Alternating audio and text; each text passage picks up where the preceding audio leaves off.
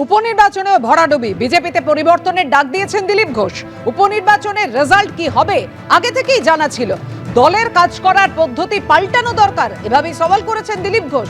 বিজেপির সংগঠনে পরিবর্তন দরকার। 19-এর ভোটে মেদিনীপুরে লিড দিয়েছিলাম, আর লোকসভা থেকে উপনির্বাচন বিজেপি ভালো ফল করতে পারছে না, সমালোচনার সুর শোনা গেল দিলীপ ঘোষের গলায়। 26-এর জন্য নতুন করে লড়াই শুরু করতে হবে বলেছেন দিলীপ ঘোষ।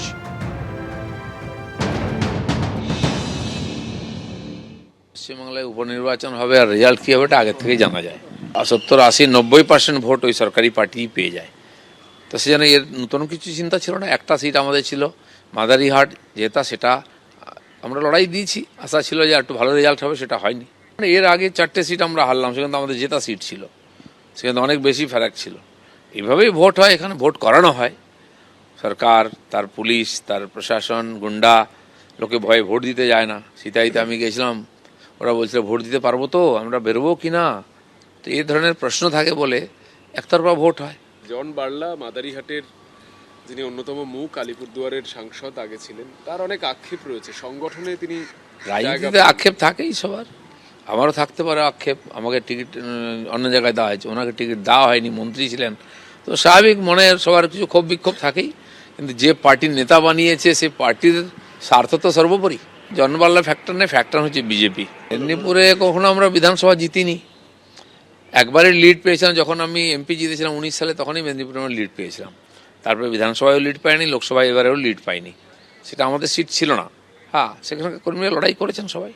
পার্টিতে এই ধরনের রেজাল্ট হলে, লোকসভাতে আমাদের রেজাল্ট ভালো হয়নি, বা ইলেকশনও ভালো হচ্ছে না, অবশ্যই পার্টির মধ্যে চিন্তন মন্থন হওয়া উচিত যে পার্টির কাজ করার পদ্ধতি, নির্বাচন লড়ার পদ্ধতি ইত্যাদি পাল্টানোর দরকার আছে, কি করা উচিত সেটা চিন্তাভাবনা হওয়া উচিত পার্টির মধ্যে, তার মধ্যে পরিবর্তন হওয়া উচিত। আমাদের এখন পার্টিতে নতুন করে মেম্বারশিপ চলছে, তারপরে পার্টির সাংগঠনিক রদবদল হবে, আর তারপরে নতুন করে 26-এর ইলেকশন নিয়ে আমরা লড়াই শুরু করব, তার প্রস্তুতি হবে। পার্টিতে যারা সংগঠন দেখছেন, সিদ্ধান্ত নিচ্ছেন, তারা ভাববেন আমাকে পার্টি যে কাজ দেয় আমি ঘুরি, আমাকে নির্বাচন প্রচারে যেখানে যেতে বলা হয়েছিল গেছি, আমাকে সাংগঠনিক সদস্যতা অভিযানে যে যে জেলায় যেতে বলা হচ্ছে, বা কেন্দ্র থেকে ত্রিপুরায় যেতে বলা হচ্ছে, আমি সেটাই করছি। এটাই পদ্ধতি আমাদের। এটা অহংকার জন্যে ওয়ান ম্যান আর্মি ডিসিশন, কারোর সাথে যোগাযোগ নাই, চা বাগানের লিডার সাথে যোগাযোগ নাই।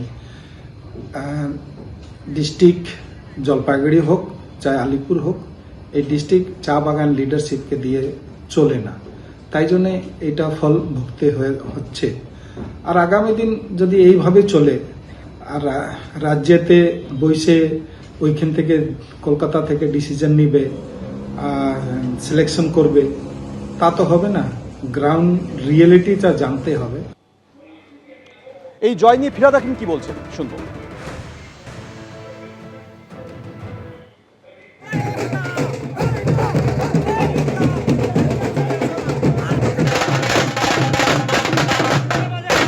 ছাব্বিশে উড়ে যাবে।